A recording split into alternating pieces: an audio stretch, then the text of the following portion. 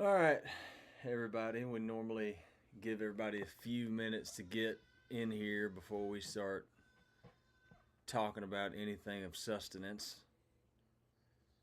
Ooh, yeah, people steady flowing in. That's cool. So, we'll do this first. Couple of items to take note of. One, your cameras are not on and your microphones are not on. So, if you try to talk, we can't hear you. But if you have questions, you can put those in the chat box. Or, I'm sorry, there is a Q&A box down here, and you can submit questions in the Q&A box. The chat box will be live as well. Sometimes when we do this, folks will post questions in the chat box, not in the Q&A, and we miss them. If someone has a question, I don't want to miss it. So, uh, like I said, make sure you notate the difference. There's the chat, and then there's the Q&A. There's also going to be a giveaway. We're giving away some shirts, and that'll be towards the end of the whole thing. But y'all, please ask away. Last year when we did this, Jordan and I can have like a spiel, I guess, that we can run through, but it's a lot more fun if y'all are engaging with questions and stuff. Um, Somebody said audio is very low. Can everybody hear me decently? You may have to turn your mic up. Let's see here. Everybody can hear? Okay, everyone's saying we're good. Okay. Oh. Try this. Can we hear? Can y'all hear this? Good. Cool.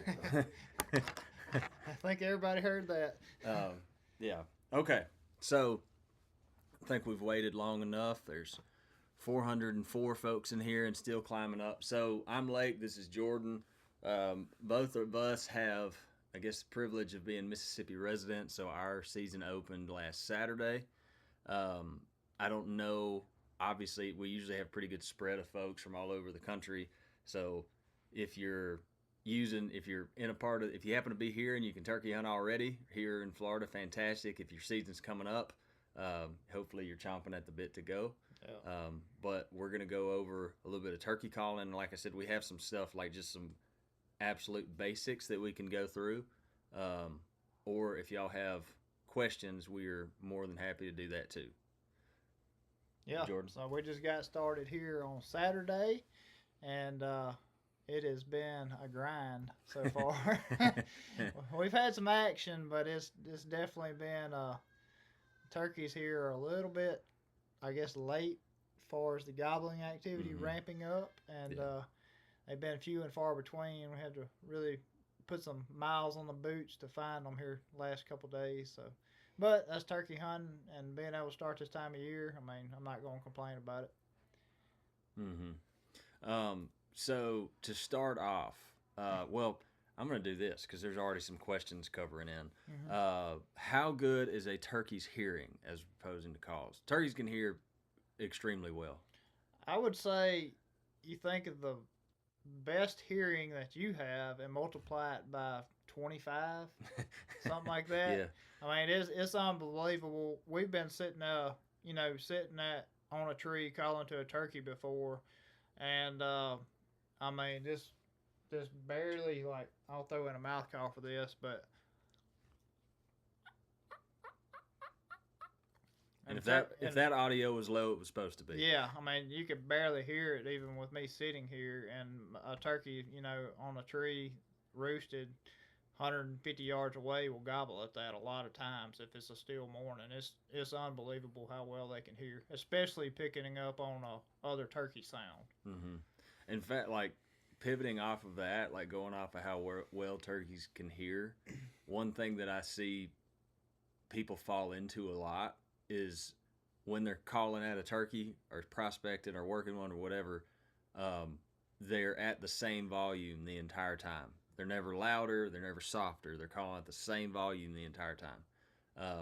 And that can, I mean, it can work, don't get me wrong, but it can also lead to making mistakes. If you have a turkey close to you and you're still calling at the loud volume and you're hollering at him, essentially, that's one thing that I think can add a little bit to your calling is knowing how to control volume when you need to be louder, when you need to be softer. That that sort of thing. Now, run through that scenario. I mean, that's a good tip in itself. Like, Okay. and explain, when to get loud, when to get soft, how to start your morning off. Right. So Jordan was already talking about a soft call. A lot of times people refer to it as like in the morning if a turkey's roosted, they'll call it a tree yelp. And some folks they throw that term around. They're like, "What's a tree yelp? What's a tree yelp?" And neither Jordan or I we're not Dave Owens, but we try to do our best, and so we'll go over some different calls while we're yelping. So if I was going to tree yelp to a turkey with a mouth call, it would sound a little bit like.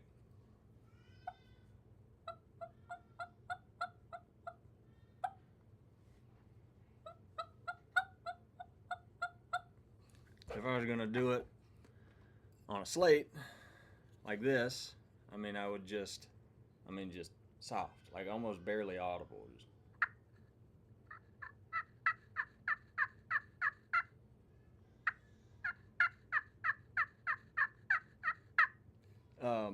And so that, you're like subtle sounds. Whereas if you're trying to work a turkey, you're trying to strike one, then you can go from doing this to something like.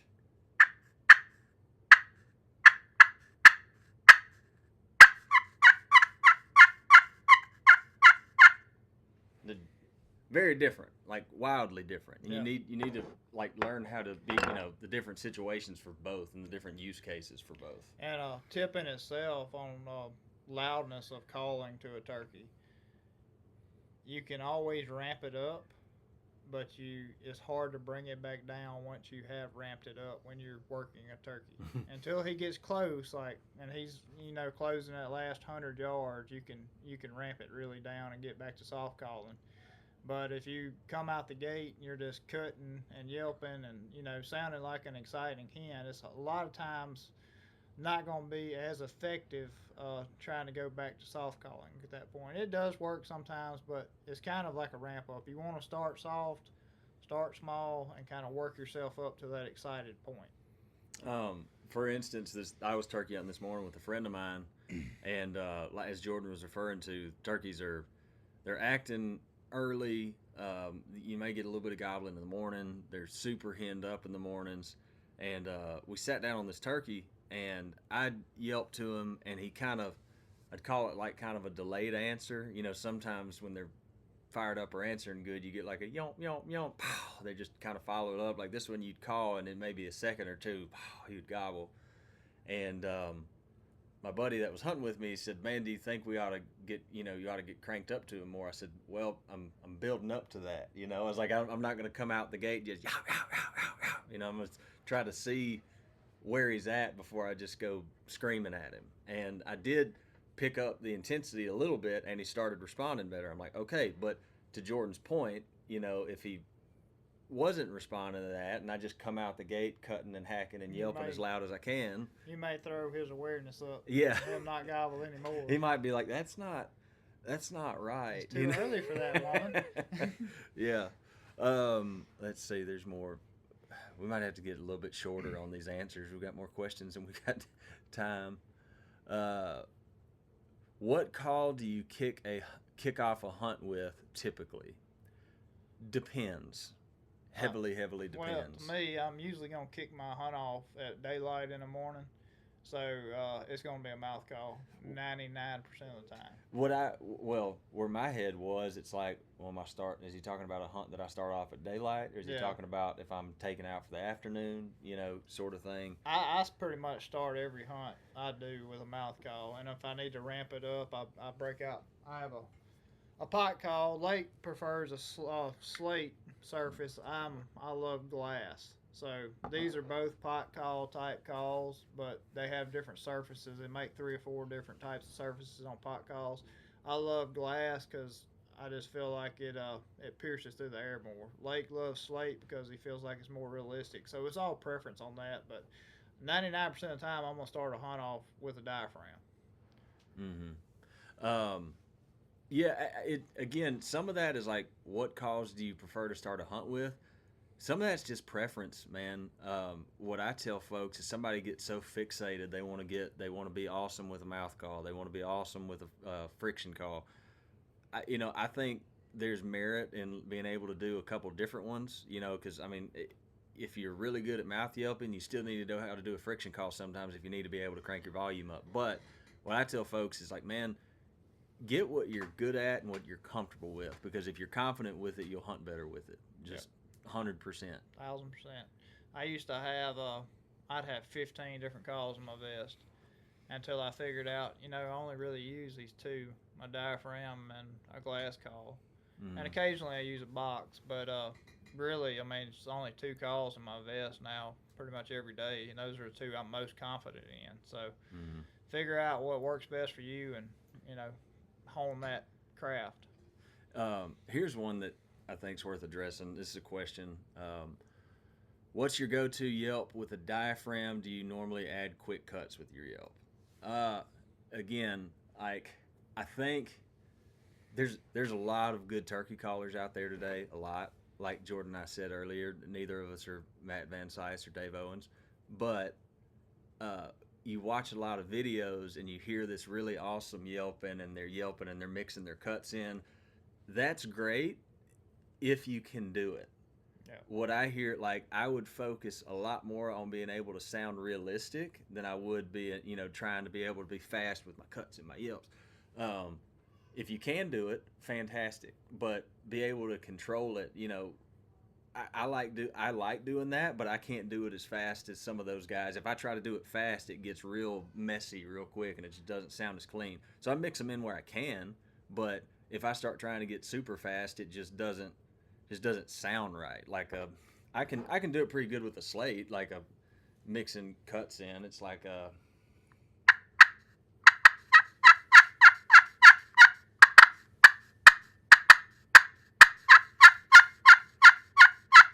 that sort of thing. And let's see, with a mouth yelper, I can't do it as fast, or it just doesn't sound right. So it would be like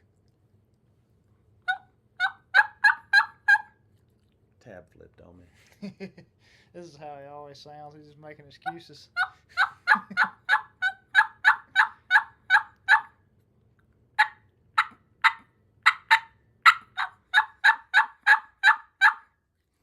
So, like I said, just do focus on more realism than trying to sound fancy, if that Yeah. makes sense. Is this the question we're answering right here? Yeah. Okay, and with me, really, what's your go-to yelp with a diaphragm? It really depends on the situation. If I'm trying to like strike a turkey, if I'm running and gunning, just trying to call to a turkey, I don't know whether he's there or not. I don't see him, and hadn't heard one.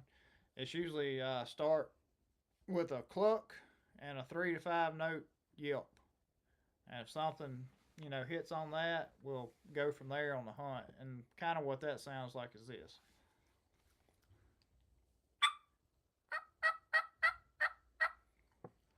That's usually what I start when I start I guess, playing the game or trying to strike a turkey. It's just I start small and then work myself up from there. Um, Going out for my first time this year, where should I start? What call should I start with? Man, I'll let Jordan weigh in his opinion. My opinion, um, if you've never touched a turkey call before of any types, box call, pot and peg call, mouth call, whatever, don't go out and buy the most expensive calls on the market. Don't go, if you see one, they're like, this is the most awesome box call you'll ever see, and it's $175. Go buy a simple box. Go buy a simple slate style call. Buy what's with mouth calls. If you're completely unfamiliar with them, they all have a variety of different cuts in the reeds. There'll be two reed calls. There'll be three reed calls, and you'll be looking at it. You're like, what does any of all of this mean? Thing one you could do, go to YouTube and make sure you find a good source of information. But there's a lot explaining what the different cuts are. But again, if you've not touched one before, go buy a couple. Don't break the bank, but get a couple of different cuts and figure out what works best for you, and then you can build off of that. Yeah, I mean, I I didn't grow up in a turkey hunting family. I wasn't really, I guess, influenced by people that were turkey hunters.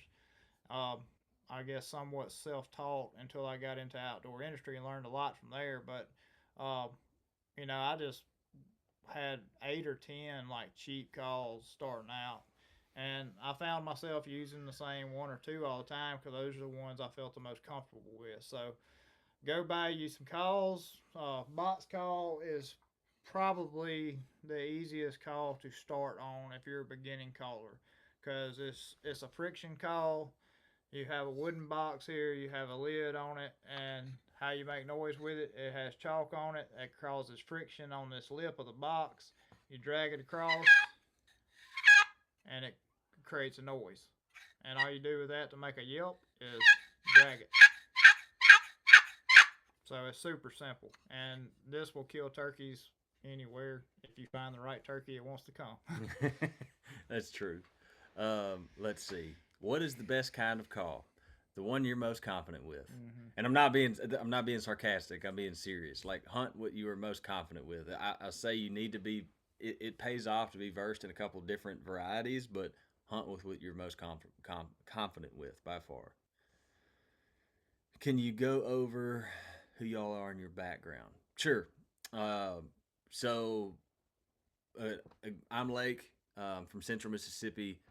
More or less, the reason why I ended up on this master class is I worked at Primo's Hunting for a little bit over 9 years, and have been ate up with spring turkey hunting ever since I was like 9 years old. And that led to everything. That led to Primos. That led to onX. That led to all this stuff. Um, I will not ever present myself to anybody as any sort of turkey expert because I am not, but I do like to go a lot, and that's kind of my background. Yep. Similar as Lake, my name is Jordan Blissett.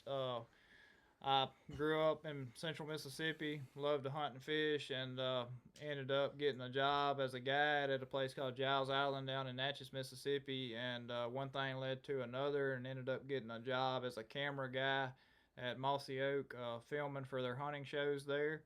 And from there, I actually met Lake through my wife. They grew up across the street from each other, and me and him were both doing the same job at different companies, and ended up he helped me get a job at Primo's in 2016 and worked there from 2016 to 2022 as a camera guy and part of the hunt team. Yep, and it's how we ended up here. And Yeah. yeah, like I said, both of us ended up here basically to the bare bones of it, just because we like turkey hunting a lot. Yeah, we both very passionate about hunting. That's what I tried to figure out a way to make a career in, and the good Lord blessed me to do it. So Yeah. Um, y'all, and as far as the way this is going right now with questions, y'all just keep sending them in because this is the most fun way we can do this. And there's none too basic, none too whatever. If you got a question, send it. I saw one that made it into the chat box, but I happened to catch it, so I want to address it. Someone was asking about mouth call. Like some folks, they can't get it to sit right in their mouth. Some folks like even gag when they try to put a mouth call in, or they just can't figure it out. Again, there's variety of different calls. Look into all the different cuts. Another thing, I've never personally had to do it, but I know folks that they trim the tape on them because it fits in the roof of their mouth better. That's something you could look into. Some companies make smaller calls. I mean, so again, you just with mouth yelpers, I'd say, my opinion, like diaphragm calls are kind of the most finicky as far as finding something that just suits you as an individual. So you just kind of got to do a lot of mixing and matching and trying until you like, oh man, this is the one. And when you find one that works, you'll know. yeah, and for me, I struggled big time when I first started trying to use a mouth call. Come to find out, the palate, the top of my mouth is narrow, more narrow than a normal human being's. I guess that's probably why y'all can't understand me talk it good too. I'm gonna blame it on that. But if you see my mouth call, it's actually got a curve to it. Okay, pull yours up there, Lake. So you see, Lake's is a good bit more flat than mine is. That's because my palate is a lot more narrow than his is. But long story short, it took me going through hundreds of mouth calls to figure out what would work best for me. And the cuts are all different, and I just could not I could get a yelp out, but I could not get a turkey sounding yelp for years. I mean, I was still able to scratch out some successful hunts with it, but by far was not that confident in it. And finally, I got tired of being mediocre with it. I'm still, I guess, mediocre plus now, but I went through a bunch of mouth calls and finally found what worked the best for me. And this one is actually made by Pinhoti Project. It's a ghost cut call. And I figured out 3 or 4 years ago it works best for me. That's what I've been blowing ever since. I have zero other types of calls in my call pouch. Yeah, and that's another thing too. Like I know guys that can blow a variety of different cuts well. I'm not one of those guys. Like I can blow a ghost cut decent. I mean, I'm not. I'm a little. I'm a just a notch or two over decent with a bat wing. This is a little bit of like a modified bat wing, but that cut right there, you would refer to as a bat wing style call. But again, mouth yelpers, you really just have to do a lot of trial and error until you find one that works. And when you find it, stick with it. That sort of thing. I'm an intermediate in terms of turkey hunting, and I'm still not fully sure on how to call in a turkey. Could you try to describe the process a bit more? I'm in New York, and Eastern turkeys are no joke. uh, So start from the natural turkey process. So in the normal world of how a turkey breeding cycle works, that gobbler is to gobble, and he is trying to attract hens to him to commence the courting cycle, breeding cycle. Uh, a hen actually calling a gobbler to them is somewhat reversing the natural process. So that is a lot of reason why it's somewhat harder to do than you would think because it's not a natural process. He's used to standing out there, her yelping, him gobbling, her getting closer, him gobbling, him strutting. She comes up there and they go on a date. So there that's the was there was actually one time in particular, Jordan and I were hunting together, and we were on a roosted turkey. This was later in the season in Mississippi, and this turkey was gobbling in a tree, and it was way past what you would think to be typical fly down time. He was still up on the limb, and we're sitting there, and all of a sudden I hear something to the left, and there's three hens running, like actually running to his tree, and they ran right up to the tree, ran under the tree, and then the longbeard pitched down, and off they went. Like he was up there gobbling. As soon as those three hens got there, he pitched down to them, and they went on their way. he was waiting on the hens to come to him. That's what the usually the normal process is. So when you are trying to call up a gobbler, you're trying to reverse that. So you're trying to call to him answer, and him come to you. Mm-hmm. So Yeah, and as far as, and again, I'm not trying to be like nuanced here, but like going through the process to go into that question, talking about the process of calling one in, there's just not. I couldn't confidently say I do these calls, I do these calls, and these calls, and then the turkeys come because it just if it. I wish it worked that way some days, but it doesn't. you usually Um, base it off. We call it the temperature of a turkey. How eager is he to answer your calling? How much ground is he covering to come to you every time you call to him? Is he hung up? I mean, it's a lot of different scenarios there you can go through that are different every time. and to that man, one thing I would say is again like YouTube is an excellent source for learning and picking up info, and I would heavily encourage y'all to do some of that. But nothing nothing is ever going to replace like actual experience. So the best way to learn how to call a turkey in is to go and set up on turkeys and yelp to turkeys. If you have the opportunity to tag along with somebody that turkey hunts and knows a little bit of what they're doing and they're willing to let you go with them and watch what they do, that is an excellent way to do it Yeah, because then you're getting real experience out there. yeah. There's really no way to actually tell somebody how to do it because it's different every single time. But as far as the calling aspect of it, watching some of these guys on YouTube that showcase like the whole storyline of a hunt is super educational if you pay attention to how they hunt because you will learn different tricks and things that they are doing to set up on turkeys for that turkey to come to them and how they call and the whole scenario. Uh, a couple off the top of my head is like the Hunting Public. They're Mm. super educational. They explain to you what they're doing, why they're doing it, the whole process. And if you watch those guys, you'll definitely learn, a lot of what the process is. Dave Owens too. He's long form type video, explains to you what he's doing throughout the whole hunt. You'll learn a lot about hunting from watching some of those guys. Yeah, no doubt. I'll watch some of those channels that he just named, and I don't even watch them for entertainment. I watch it like I'm watching game film. You Yeah. know, I'm like, all right, What did they do to get this one in? yeah, let's see what they did here, and I'm always trying to pick up that kind of stuff. How effective is an owl call for locating turkeys?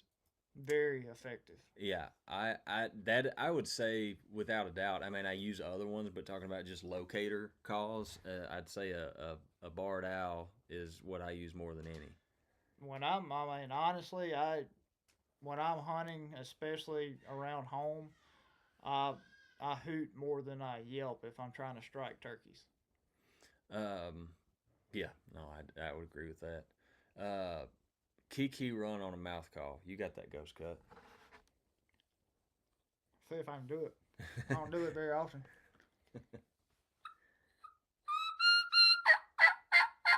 That's pretty good. All I'm doing to do that is applying tongue pressure while I'm pushing air across the reeds. That's where you get the different pitches of high notes on your mouth calls is by applying up and down tongue pressure while you're pushing air across them. Mm-hmm. Crow locator calls. I'm trying to make sure we hit on all these. As a new turkey hunter, any good places to learn how to use a mouth call? Yeah, YouTube. And the truck, 100. Yeah. riding in the truck is the best place to teach yourself how to yelp on a mouth call. How should I take care of my mouth calls? I don't know if I'm the person to answer that because No, I'm not good at taking care of them. I pulled mine out of my call pouch from last year and, tried to separate the reeds and got them unstuck and threw it in my mouth and Yeah. started hunting. I know how you're supposed to, but I typically don't do it. I know one thing, if you're one of those guys that doesn't, mine stays. I mean, I have a mouth call pouch, but it stays hooked onto my vest. I know some guys these days like wearing like a lanyard with their mouth calls in it, and they'll take that thing and they'll throw it in the dash of their truck. And when it gets late spring, that thing will be sitting there just baking, and that all those reeds sitting there in that hot sun, and the glue will separate. Like that's a Definitely try to keep them in a shady spot. I mean, you can't control how hot they get, but if you keep them in a shady spot, they last a long time. And Yeah. I have put them in the refrigerator when I'm done with them. They do last longer that way, but honestly, I usually just forget. And Yeah. I'm like, come about February of the next year, I'm like, where are my turkey calls? Oh yeah, they're still in my vest. Yeah. I will say, like, the times that I've actually remembered to separate the reeds and put them in the fridge, like, yeah, they've lasted a lot longer. I just rarely remember to do it. One thing I do far as reed separation, uh, I usually throw my call in my mouth when I'm like walking in the woods in the mornings Yeah. and kind of let it moisten up and getting a little bit looser. And then it's a lot easier to pull the reeds apart once you decide you want to yelp at something. Because that, again, there were some folks that were talking about just like basics, when it comes to different turkey calls and mouth calls and stuff. I remember it took like a comically long amount of time before I realized unsticking your reeds was a thing. But it did, like, you have a call like these. Jordan and I both were making sure the reeds were separated before this started. But if I took this same call, and I didn't unstick the reeds, this is a reeded call, it would sound completely different, and it would not sound as good. Here, I've got one that's still stuck. Yeah, and if you've ever found yourself in the situation where it's time to yelp to a turkey, and you go to yelp and your reeds are stuck together, So I'll do a stuck reed versus unstuck reed. okay.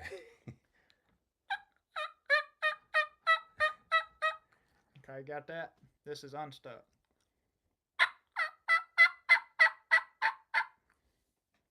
Pretty big difference. You get the roll over, the different tones and highs and lows in there by the reeds being separated. Um, as far as strikers go, what is your go-to wood striker on a slate? Um, so man, I'm not, again, so much of this turkey calling stuff, as far as like the actual, like, what do you use and when and this type of call, it's so preferential. I'm not. I know some guys that they'll have, four different strikers for one, one pot call. I my preference. I find one striker that I like for a call, and I stick with that. This is a Primos makes this one. I can't. I think it's a 777 striker, but it just, and it did not come with this particular call, but I like how it sounds on it, so I use it. But that's it's, again, it's a mix and match game. Yeah, and every pot and every striker are going to play different. There's not two the same. I don't care if you have four of the same brand, same model strikers. They're going to play. All four of them are going to sound different on the same call. I have no idea who makes this striker because I found it in the woods turkey hunting in Alabama, and I picked it up, and it was in the mud. I cleaned it off, and it dried out. I was like, it's still in good shape, and I paired it with this call, and it's absolutely money.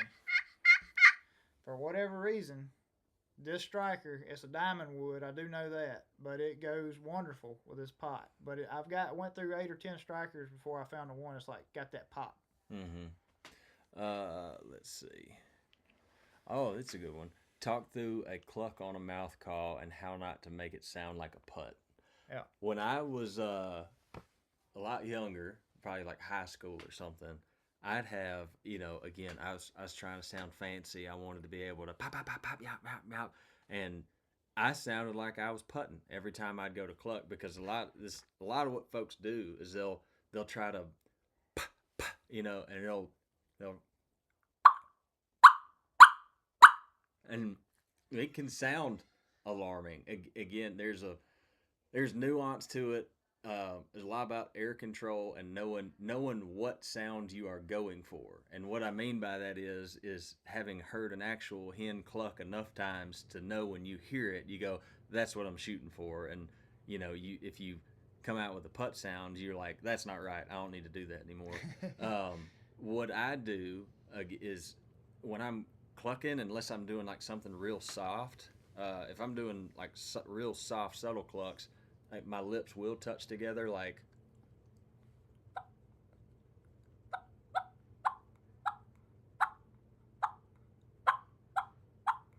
um, if I'm doing it louder, my lips don't even touch, so it stays away from making that putt sound. It's more like,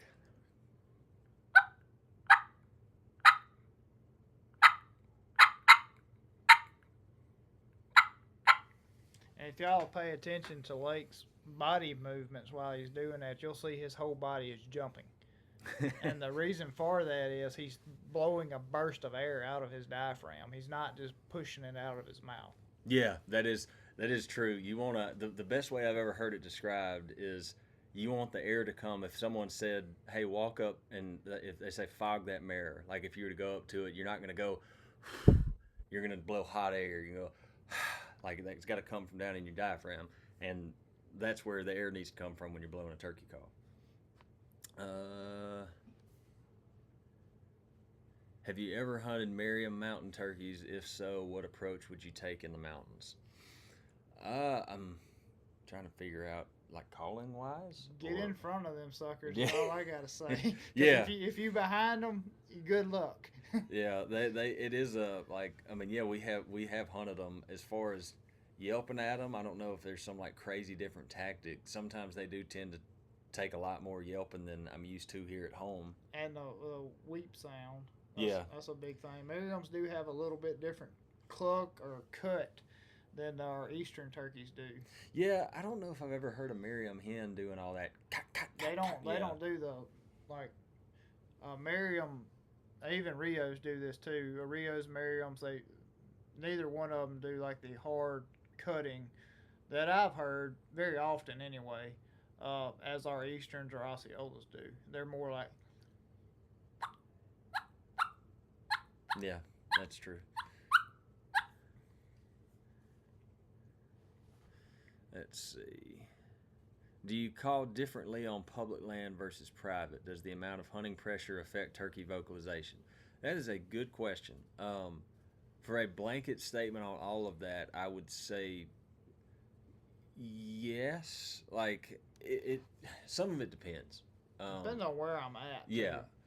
too. Now, does the amount of hunting pressure affect turkey vocalization? I think yes. I think like I would say yes on that one.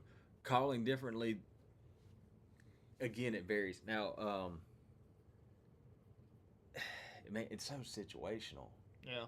Um, I've been on some public land hunts, or you yelp the fire out of them, and I've been on private land deals where I was scared to yelp more than 4 or 5 times because they were getting hunted too. mhm. you know, is really just depends on the turkey and what mood he's in that day. Honestly, you just kind of have to read the situation. Yeah, I will say, like, especially if I'm going to a spot that I know, like, I know it has had a lot of pressure, I am going to be probably even more so cognizant of, like, easing into it with my yelping. And also, I think a thing that I've seen, I think has made a difference. It may have just been in my head, but I think it's made a difference when I'm on public land. The approach to that turkey, I sometimes try to think, okay, how's 80% of people or 90% of people approaching this turkey if he's been here, Mm. and try to come at it from a different angle. I don't know if it makes a difference or not, but I have done it, and the turkey ended up riding home in the truck. And I don't know if it was just that day for him to do it, but it seemed to have made a difference before I started yelping at the turkey to kind of maybe get around the other side of him than he's used to being yelped at. I don't know if it made a difference, like I said, but I have seen that be effective. Yeah. I mean, you do, to your point, to Jordan's point, it's like some places that you might find a trail on a piece of public that dead ends into this beautiful drain that you look at and you're like, oh my gosh, this is the most beautiful turkey habitat I've ever seen in my life. I got to yelp and I got to do it right now. Well, to your point, like how many other guys have walked that trail and gone, huh, looks like a good spot to yelp, Yeah. you know? And again, I'm not saying it ain't going to hurt you to come from a different direction. I've got an example story of this situation working. So I had a turkey on public land. This has been 8 or 10 years ago. I hunted this turkey probably 6 or 7 days in a row, and every day he would be close to the same spot, and I would come in from the same spot, and we would do the same thing over and over again. Around and He around. would come only so far, and he would not commit to come to all the way to me. He'd gobble, but he would not come. Well, finally, the day I ended up killing him, I got in there in the pitch black dark, and I made a loop all the way around that turkey, and came in from a way that nobody could had from unless they circled around like I did, and I ended up yelping at the turkey 3 times in the tree from a tree call, and he actually pitched out of the tree and flew right to me and landed at like 30 yards, and I shot him. So it seemed like that approach made all the difference in the world because I had him fooled that day.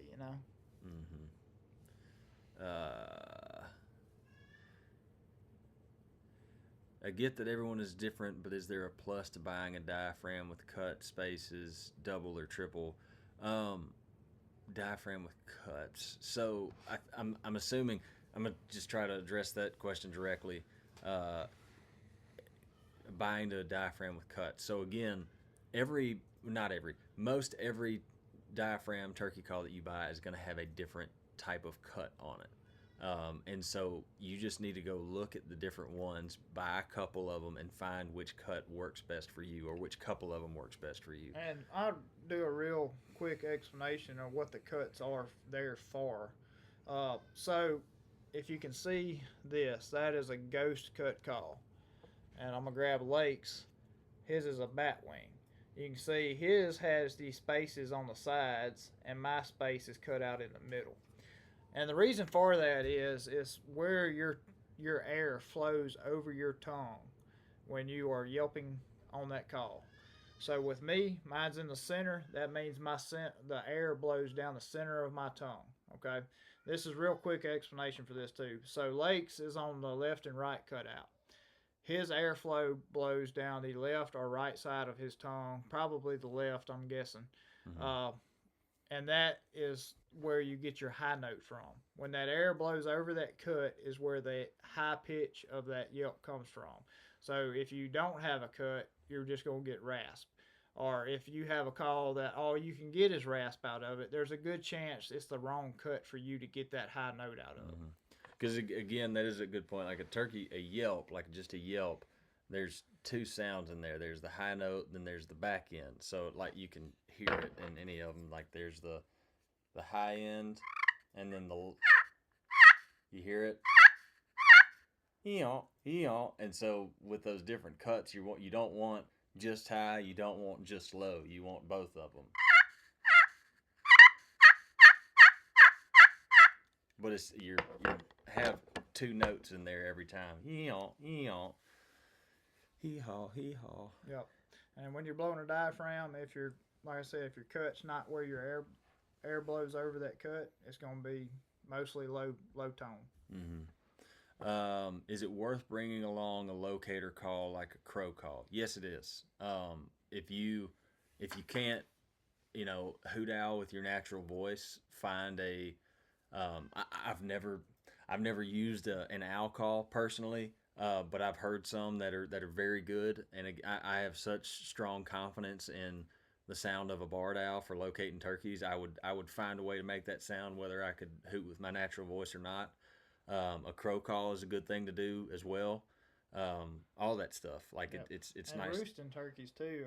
Coyote yelp is Oh yeah, excellent. that's true. I mean, we use that to find turkeys in Florida this year, and I do that with a diaphragm call. Mm-hmm. But it only works on diaphragm call when you figure out the cut that works for you to get that high pitch, because you gotta go high. Yeah. Any suggestions on learning how to purr? I'm no expert at it. Basically, it's like a guy told me because I was struggling with it for the longest time. I will say this: um, if you can't figure out how to purr any other way, and I'm talking about mouth calling, if you can't figure out a way to purr beyond fluttering your lips, like just don't do it. Yeah, so I cannot I cannot purr. I cannot make the uvula, is that what Yeah. it's called? Yeah. On the back of my throat flutter like a lot of people can. I can just not do it. I've tried to and I've gotten so mad. Why can't I figure this out? And I'm guessing I'm just not gifted with that talent, because I have definitely put in the effort to try. And something I have used to supplement that is we call it a woo woo call. And it's just if you listen to hen turkeys being contently feeding and scratching, they're always making some type of little noise. And a lot of times you'll hear them go, Yeah. and that's what I use for my purr. And I'll give a demonstration for this for the guys that struggle with purring.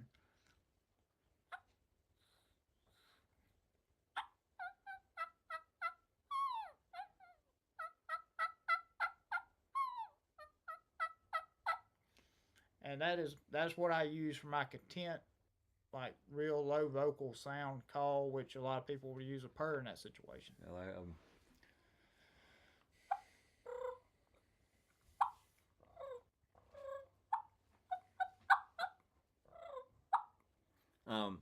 But the lip fluttering thing, just don't do it. It's not worth it. If purring means that much to you, another thing you can do is just learn how to do it on slate, because that's a lot simpler of a learning curve. You can just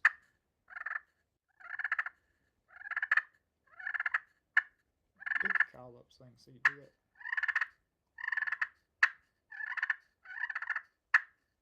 yeah.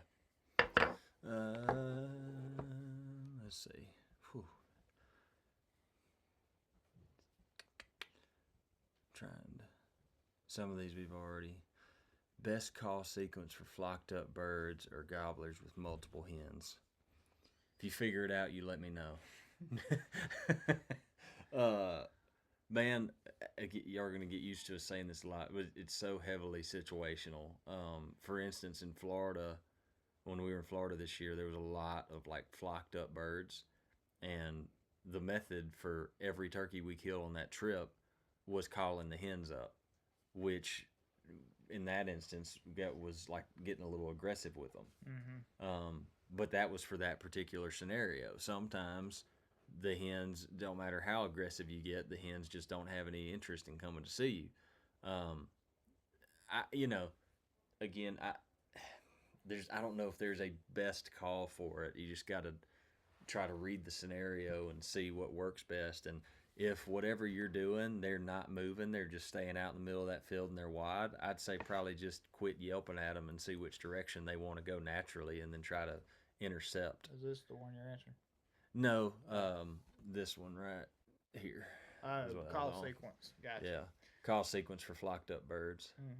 That is a scenario too that I've used to get real excited type situation, get real excited, cutting, cackling, all Mm-hmm. the 9 yards, get the flock of turkeys as fired up as I can get them, and then either shut up or if they get excited, keep excited with them, and sometimes they Mm-hmm. will come your direction. But a lot of times just going quiet, I'll get that gobbler curious. And if you time it right, sometimes you time it where his hens leave him to go to nest or whatever, and he's like, I heard that hen over earlier, and he'll come sneaking in there. You may not Yeah. know he's coming, he may not gobble, but that's worked several times. Um, Talking about, there's a question on here about being a beginner and different types of yelping and stuff like that. There's a lot of different directions you can go with that. One of them, I would say, we talked earlier about folks yelping at the same volume all throughout the hunt, no matter what. Here's another thing I hear folks do.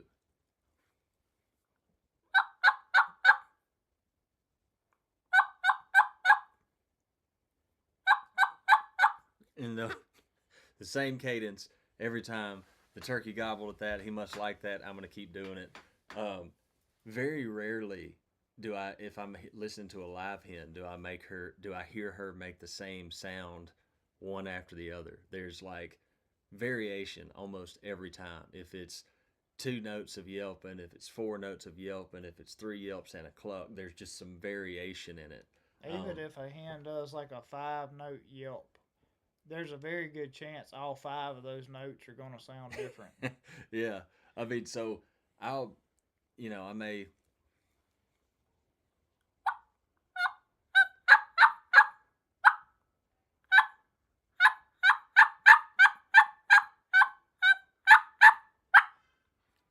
just like different, changing the rhythm up a little bit. Different. This yelps, I yelped a few notes longer on that one just so it's not the same over and over again. And volume on your sequence of yelps too is Mm-hmm. a big thing. It adds realism to me. It's like Mm-hmm.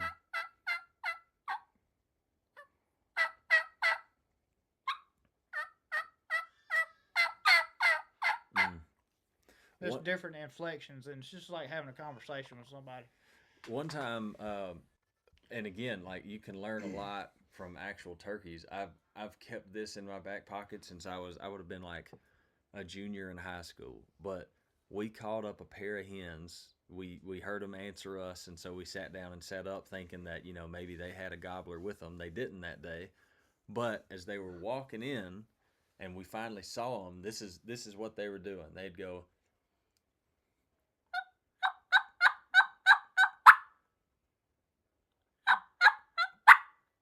and every time they would yelp, they would cluck at the end, and then they'd stretch their neck up and they'd look, and it's like they were yelp yelp yelp, and then they'd stretch and they'd crane and they'd look.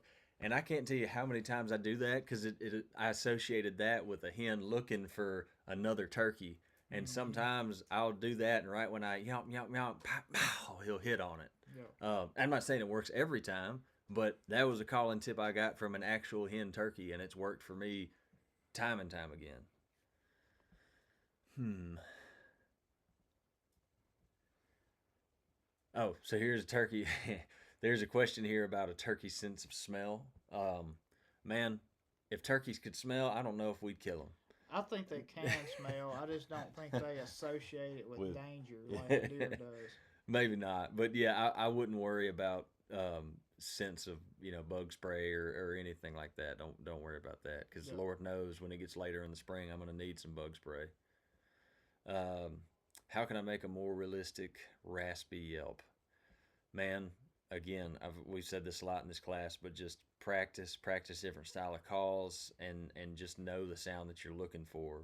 Again, different. If you can't find rasp in your yelp right now, maybe the chances are if you're using a mouth yelper, you're not using a cut that works right for you. Like if I use a like a regular combo cut, which is different cut of reed, I get nothing but straight rasp. If I use a ghost cut, I get all front end. If I use a bat wing, that's when I can get the rollover. I can get the two notes in that yelp.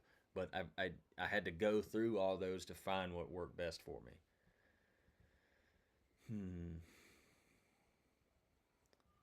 Turkey loads, are they needed? My dad thinks normal upland game loads will down a turkey and not your shoulder. I think you need the turkey loads. Man, Look, turkey hunting. Here's my take on turkey shells. By the time you buy a gun, you buy a license, you buy camo, you buy calls, you buy all this stuff to go turkey hunting with. The shells are honestly the cheapest part of it. So buy the best you can get. In my opinion, you owe it to the turkey. I highly prefer the tungsten loads, TSS. My setup, just so people know, it's a 20 gauge Benelli, and I shoot number nine Apex blends out of it. And I've been very, very successful with that setup. I went through many, many chokes, many, many shells, many different types of guns. Finally found what works best for me, but I think you owe it to the turkey to definitely put in the time and practice and figure out what your gun will do at distances and get that dialed in before you even go hunting. yeah, I mean to echo on that point, like this whole masterclass that we're doing is on the art of calling turkeys. And what do we call turkeys for? We call them to try to get them within shotgun range. And so why go through all that work to hope that it works out? You know, don't get me wrong, even with the best setup, Lord knows I know how to miss a turkey. I've done it several times more than I wish I did, but it's not because my setup's not good. I shoot a Remington 870 20 gauge. I started shooting a 20 gauge when tungsten came out. It's not for the recoil; it's for the fact that 20 gauge is like this long, and I can slip through the woods with it easier. I have a Burris red dot on it, and I shoot Apex number nines with ounce and 5/8, I believe, is what I'm shooting. But I pattern that gun, and then every year I shoot around through it before season starts to make sure my dot's still on. I don't want there's so many uncontrollable factors in turkey hunting. I don't want my gun set up to be one of them. I want that thing. I want to know what that gun's gonna do before I get that turkey out in front of me. And I had to learn this the hard way. So just take it from us. Yeah, don't try to short yourself on loads. Get some good turkey loads and roll with it like that. How to trim a mouth call? Good question. When we say trim it, I'm not talking about any of these reeds. I'm talking about the tape around here because that's going to be what affects how it sits in your mouth. The tape is pretty much a gasket that it keeps air from going over top of the call. You put it in your mouth, it seals off. It keeps air from going over top of the call because you want the air going between your tongue and the bottom of this call. So think of this as a gasket. So if you trim it, do it little bitty bits at a time until you have zero leakage around that call going over top of your mouth. And you'll know it if you're having air leak because you'll make like a hissing sound, sort of, kind of, and you'll feel it too. It'll kind of tickle the top of your mouth. Yeah. If you're going in blind to a new property in the early morning, when, where, what is your first call and move? When is my first call? It's gonna be before daylight, kind of breaking daylight. It's gonna be an owl call almost every time. Where's and move? I'm gonna try to get to if I have no basis of where a turkey is, then I'm gonna have looked at that property on the map and I'm gonna identify what looks to me the most likely spot for some turkeys to be roosted, and I'm gonna get close to that vicinity, preferably on a high spot, so I can hear a lot of the property where I'm hunting. That's the number one goal there. In the South, you'll usually find your turkeys, especially early in the season. Later in the season, they kind of spread out, maybe in random places. But early in the season, they're usually going to be in some type of creek drainage or like a saddle on a ridge or off the side of that ridge on that saddle or off the point of like a finger ridge off of a main ridge system. So it's usually some type of topography difference is where you'll find turkeys, or some type of habitat change if you're in flatland, like where it goes from pines to hardwoods, or some little ditch or something through there. It's always a good spot to kind of get ears on it at least. Yeah. Do you use decoys, no decoys, gobbler decoys, jack decoys, hen decoys? I have definitely used them in the past. I still, like, if I'm taking my wife hunting, I use them. Personally, if it's just me hunting, I don't anymore. And I'm gonna be honest, it ain't for some other reason these days, other than just like it's another thing to carry, and I don't want to carry them. Uh, and that's the honest truth. Like Yeah, I don't. I'm the same way. I thought, I mean, they're definitely effective, and I'm the same way. I move a lot when I'm turkey hunting. I would consider myself as an aggressive turkey hunter, I guess. I'm not one to sit there and wait for hours on hours for a turkey to show up in a food plot. If I'm hearing one gobble, or if I'm not hearing one gobble, I'm trying to find him, or I'm trying to get closer to him and play the game with him. So I mean, I'm the same way. Use decoys maybe once, twice, three times a year if I'm with somebody, or just going to sit on a food plot or whatever, and don't have anything, I guess, per se against them. Especially if you're hunting a bunch of wide open land, they do make it easier. Definitely easier to kill turkeys. So, but I definitely hate carrying them because I'm always Mhm. moving somewhere. There's nothing I hate more back when, because we did use them, especially when we were at Primos, because Primos made decoys, so we'd use them a lot. And man, that's probably, honestly, that's probably probably a lot of the reason why I don't use them anymore, because I got so sick of toting them around. And I hate it, especially if you're in a situation where a turkey gobbles real close and you're trying to set up real fast, and you're like, where do you put the decoy? And it just stresses me out. So I I, just don't even like fooling with I it. will say this from just me, my personal opinion. There is something truly special when you yelp up a gobbler and you don't have a decoy there, and he comes in looking, and you're on edge, he's on edge. I mean, you've got him fooled, and he does not have any visual clues where that hen is. It's a really rewarding thing when it all comes together when you make that happen. Yeah, there's no doubt about that. Uh, is there a specific shape for? Oh, we're talking about strikers again. Specific shape for the striker that gives it the best sound. Again, man. Like yeah, because there are different Yeah. So like you've got one like this one's just a pretty rounded tip on this striker, where you can see that one's a little bit more So mushroomed. yeah, this is like a bell curve or mushroom tip is what they call it. I like those. They seem to just work better for my calling style. And Lake's opposite. We're different in a lot of ways, So it goes to show you not one size fits them all. So It's preferential, man. Brand new. How do you put the call in your mouth? How do you position it? Which direction? Fair enough. So this is a diaphragm call. A lot of folks, when they, if they're new to it, they think that the call should go in like this. If you do that, you aren't going to get any sound. So um, you want the reeds. These are your reeds right here. You want this facing front, and then you also want to make sure that you don't have the call turned upside down. So we're always talking about the different types of cuts. So again, this is I don't know how well you can see it on here. This is a 3-reeded call, right? There's this blue one with a cut in it on top.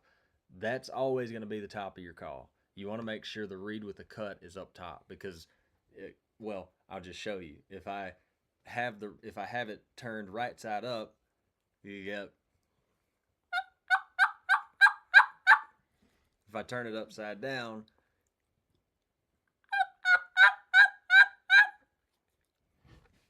and so you you want, sound the same.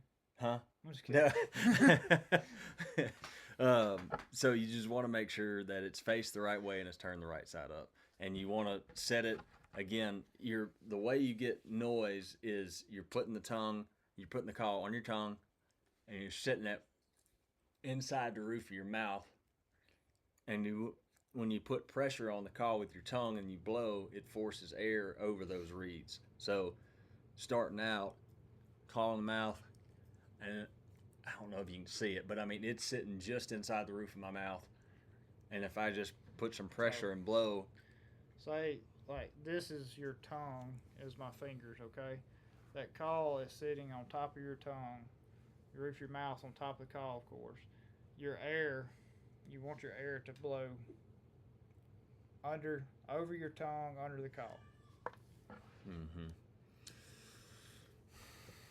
Do you start calling at first light or wait till daylight? Does it matter? I would say it definitely matters. I can't think of too many situations where I'm yelping in the dark.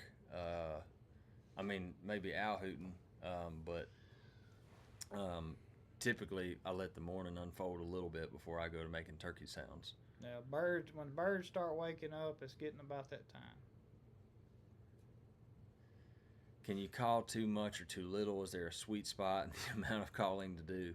The golden question, and it all depends on the turkey. Like truly, like Jordan said earlier, talking about taking the turkey's temperature. Um, that is something that can only be learned through sitting down and setting up on turkeys. It truly is. You can learn again. You can learn a lot from the YouTube routes, but getting out there, sitting down on a turkey, and going, figuring out I called too much. I didn't call enough. Um, that's you got to sit down on turkeys and yelp to them and figure that out. And everyone's a little bit different, like without a doubt. Do you guys feel like a mouth call gets better as it forms to your mouth? I don't know I don't know if like the form does. Mine does. Yours. I talked about the smaller palate when my tape kind of has to mold to my mouth for it, and it starts getting better. Mm-hmm. My like definitely like just you get the reeds kind of broken in a little bit. So yeah, like definitely they get a little bit better as it goes on. What's the best cut and number of reeds to use for purring? Man, that's very dependent on the individual because there's some folks that will purr best with 3 reeds and ghost cut, and there's some folks that'll purr best with 2 reeds and a bat wing. It's just very dependent on you. Didn't grow up turkey hunting, just got into it a couple of years ago. I'm having a hard time just finding the turkeys and hearing a gobble. Do y'all walk areas and blind call to find where they are? I mean, yeah. I would say, we definitely walk around prospecting is what I typically call it, but I would say I don't know how much scouting you're doing, but scouting can help you a lot with that. And there's also, like, we do turkey scouting webinars and master classes. There's turkey scouting resources on YouTube. There's turkey scouting resources on the onX YouTube. But scouting can help you a lot rather than just showing up to a property and going, I'm going to walk around and call, because Yeah. Learning, finding turkey sign is probably more important to me than actually finding the turkeys. Like seeing a turkey with my eyeballs because if you find where they've been, where they're where they're spending time at, there's a good chance you can go back in there and find turkeys there at some point. So finding those places is crucial. Mm-hmm. How often do you use a crow call? But like, super situational. I would say, like I'm an owling more than anything. I'm not afraid to crow, but I definitely use owl a lot more. But I know guys that are a lot different than that. I have a buddy of mine. He crows more than the owls because that's what he's confident in. What do you think is the best way to hunt a gobbler that hangs up? There's a lot of ways that could go. I would think about your setup. If again, talking about Jordan's example, if you've set up on this particular turkey a couple times and he keeps hanging up, then change where you're set up. Think about where you're setting up, or is where you're at conducive for that turkey to come. There's a lot of ways that can go. Is he hanging up because you're calling at him too much? Is he hanging up because you've called at him at the same spot for a lot of days in a row? It could be as simple as he's hanging up because there's a tree fall there that he doesn't want to cross. It's so situational. We've had it where, for whatever reason, he just didn't want to come down that side of the hill. Well, a lot of times once he hangs up there and he may drift back to the spot he started at, well, you can inch up there closer to where he hung up at and, start yelping at him again. And If you get within, say, gun range of where he hung up at, he may come right back at that same spot and it's done with. I've seen that happen a good many times. Um, let's see, guys. We are running low on time here. Again, there's going to be a giveaway that'll be put in the chat box. The link to that giveaway. We're going to do a few more questions and then we're going to be out of time. Let's see. Can you explain how owl calls will locate turkeys? Sure. Uh, well, to a degree, I really can't explain why they gobble at it. The same reason they gobble at a woodpecker sometimes, but an owl is something that it typically gets associated most commonly with the morning time. Trying to get a roost gobble. I will hoot owl all throughout the day. I really will. But a barred owl, the kind of thing, that cadence, turkeys gobble at it. The single note, the who cooks for you cadence, they gobble at owls. Not every time. Nothing that we're talking about in the calling works every time, but that is definitely one of the most commonly used sounds. That's not a hen sound, and I'll explain this. Sometimes, like, there's an advantage to getting a turkey to gobble at the sound of an owl rather than the sound of a turkey yelping, because if he gobbles at an owl, he's not thinking, all right, I'm going to start closing distance to this owl that's hooting at me. Start really looking for that hen. Yeah, but if he may see you at that point. Right.